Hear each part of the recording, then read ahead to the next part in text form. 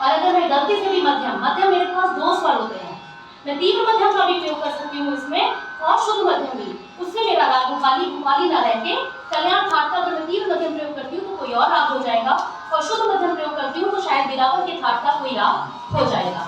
यानी कि अगर मैं उसको पा मागा या पा मागा जो तीव्र मध्यम है, हल्का सा भी अगर मैंने उसका उच्चारण कर दिया तो मेरा राग बदल जाएगा। तो ये बात बताने का हम लोगों ने प्रयास किया इस प्रकार सारे 16 गुणों में। कभी कभी क्या होता है, ये तो हमने बात की स्वरूप की, स्वरोच्चार की, जाति की और किस तरीके से राग को हमने सिखाना है।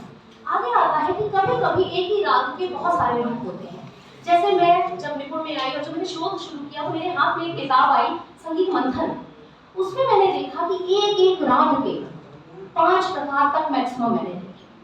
और ऐसे 5 प्रकार अगर एक राग में होंगे तो क्या शिक्षा की दृष्टि से वो ठीक है? कलाकार की दृष्टि से ये शोध नहीं है, ये शोध शिक्षा की दृष्टि से है।